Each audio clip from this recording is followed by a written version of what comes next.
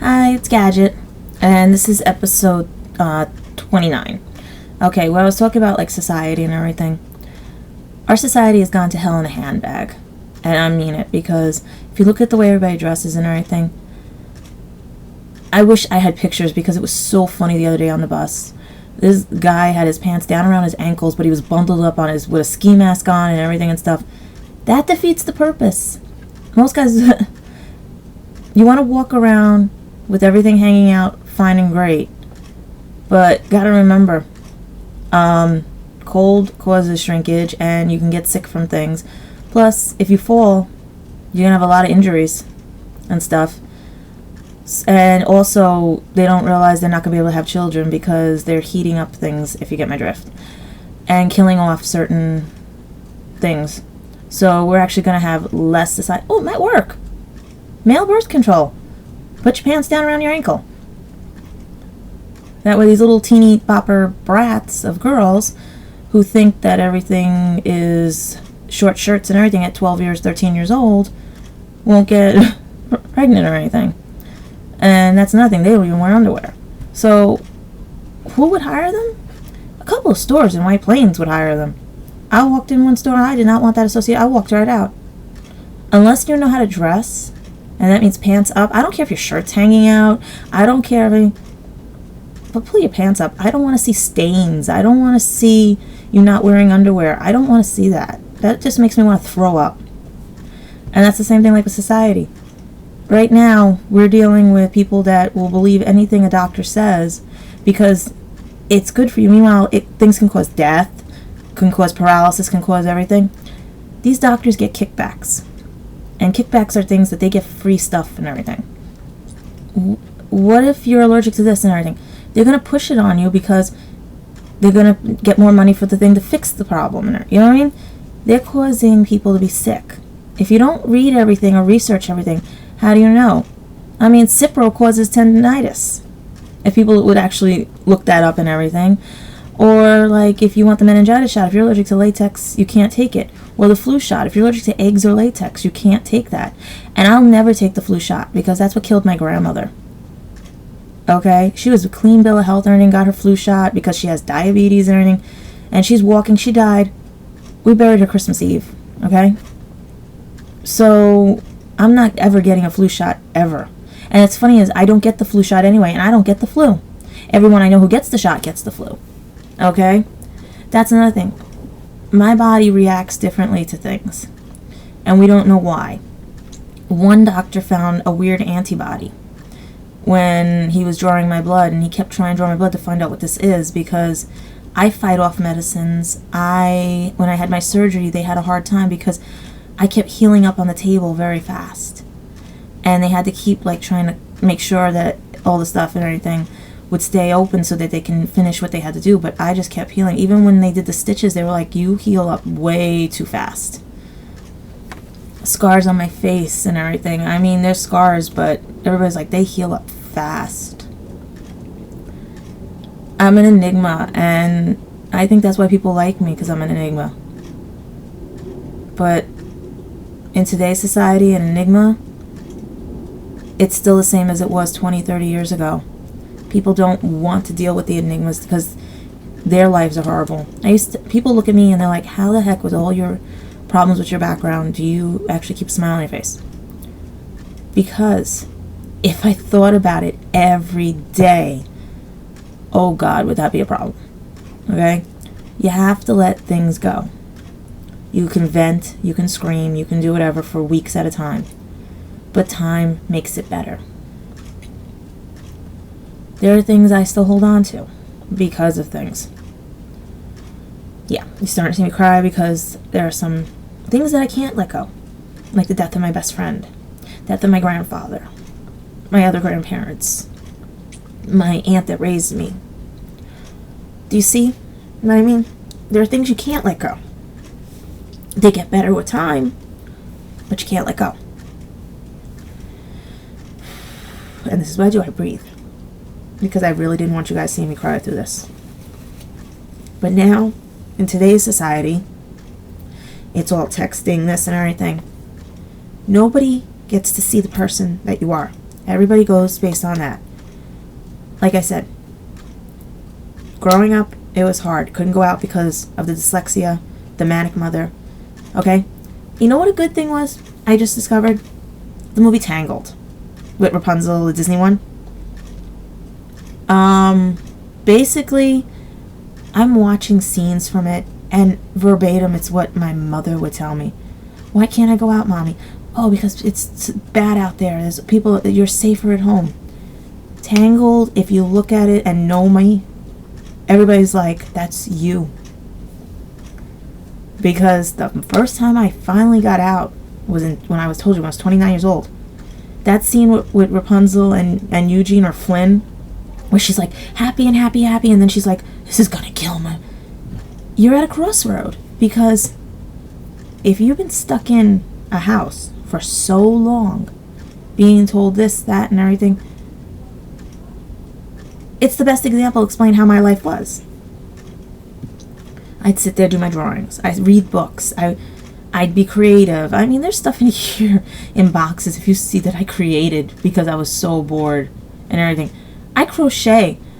I knit. I do. There's stuff on my Facebook page, and I really wish I could give you the link to my Facebook page, but I don't know who's really watching all this, and I really can't lose that page and stuff. So this is where it comes down to why I get upset, because I was deprived of things, and when I finally got out, I said nobody was going to deprive me of things again. But here comes all these guys. I mean, the other day, somebody kept ringing my bell at 4 o'clock, 4:30 in the morning. And I'm like, that's starting up again? And I know who that person is, because it wasn't my dad or anything. That person is a person that could not get over the fact that I did not want to be lied about and everything. Also,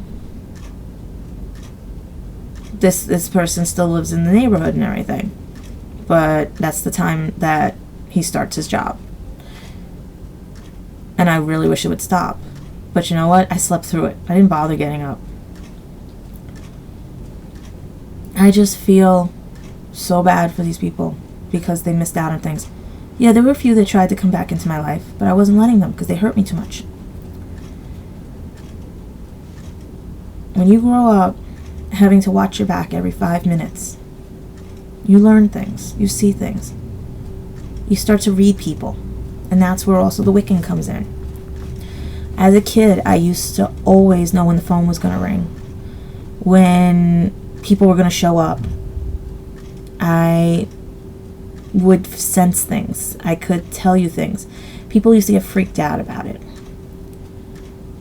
Like now, I can actually tell when my cell phone's going to go off. I can tell when the phone's going to ring. It's all back again. Because my mind, by me blocking things, blocked also my gifts and everything. Now that I'm opening up more and seeing things are coming back to me.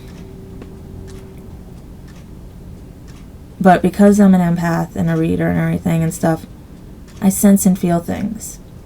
I also, because of having a manic mother and a Vietnam father, I learned how to definitely read people and know signs and see the signs of everything. Like now, people are going to think, oh hell, why is she being like this and everything? You would too if you get a message like that. If there's nothing left to say, then I really was nothing. But that means I can't be around people that know you.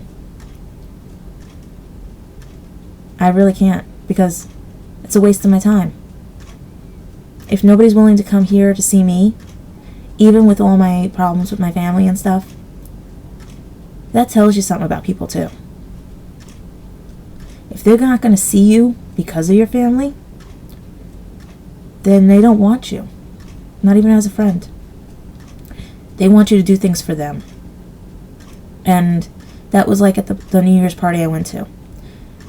I needed my friend to say he knew me because this guy at the party was getting very, very, like I said, touchy-feely, everything, drunk and everything. And all he kept saying to me was, make me stop smoking. Make me stop drinking. Make me the... I'm not making people stop. You have to do it on your own. See, that's the thing. People keep saying, Give me a reason to stop. No. The reason should be coming from you. You know what I mean? Comes from you. My reason to move on and get out of here is my reason for going to school. If it wasn't for my friend in Minnesota, well, would have been boyfriend, giving me that push and making my decision. If I didn't make that decision and say, I need to go to school, I need to get my degree to get out of here. I needed to learn. I had to, if with my niece and everything being born, if I didn't put my foot down, I would still not be driving today. Granted, I don't have a car, so I walk everywhere. But do you see, I'm not here to baby anybody. I'm not here to teach anybody. I'm not here. If you're not going to change for yourself and you want somebody else to change you, don't come near me. Because I had to grow up fast from when I was 7 years old. It's not fun. So, this is what I say to people in society today. Start thinking with your brain. Start researching. Start looking things up. Start now. Because if you let people tell you what to do, or you believe that this miracle drug is going to save me, but it'll kill me in the long run, or, oh, this is how it is, right? I am born here in America from an Irish immigrant father who came off the boat when he was 4 years old to an American Italian mother. Okay? I get no food stamps, no medical insurance. I get nothing. The raw end of the deal. Okay? So I'm going to push harder than anyone. Because it seems that unless you are from another country or of a certain descent, you get everything in the world. Me, I get nothing. And this color does not get nothing. The way people keep saying, like, oh, you get everything. I get nothing. I had a girl at work who no longer works there said, but you're white. You get everything. I said, no, sweetie. You get everything. I get nothing. So, let's see what happens. And hopefully things get better this week with me and stuff. Tomorrow's Friday the 13th, and I can't wait. I love it. Being a Wiccan, I love it. And ever since I found out I was one, my life did get better too.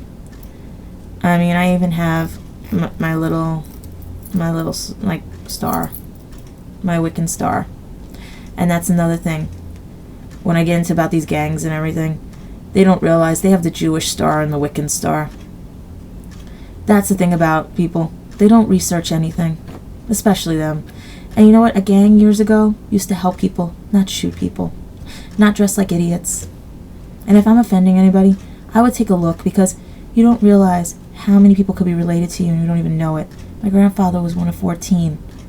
They had 1 to 14 kids. How many cousins I have out there? Think about it. You could be shooting your cousin. You could be shooting your sister, your mother. You don't know. You're these girls that beat up people on the trains and everything, or these guys that steal. Are you going to damage your soul? Especially if you're brought up in a Baptist, Christian, or whatever religion where you were brought up to honor your mother and everything. Don't do that to your soul. Because it's not going to pay in the long run. Because eventually tides will turn and they look at your record and they're not going to hire you. So I would take one look and start changing everything. You can be in your gang, but if you come, your gang should be helping people, not hurting people. Alright? So let's see what happens with society and everything. But right now, I really didn't look at the clock too on this one. So, to everyone out there, I'm doing fine. Just have to now deal with everything on my own. If anybody really wants to be around me, they know where I live. Otherwise, they're not really my friends. Alright? So, I'll talk to you in episode 30. Because about Friday the 13th. Sorry, it's been a hell of a morning. I've been up, like I said. if you looked at my Facebook page, my cat woke me up at 5 o'clock thinking I had to go to work. And then yesterday I was woken up at 4 o'clock by the alarm or bell and everything. So maybe I'll get some more sleep, go cook something. But right now, I can't wait in episode 30 to talk about Friday the 13th. So when that day's over, I'll tell you everything that happened. Alright? But bye for now, and hopefully things get better for everyone. Right?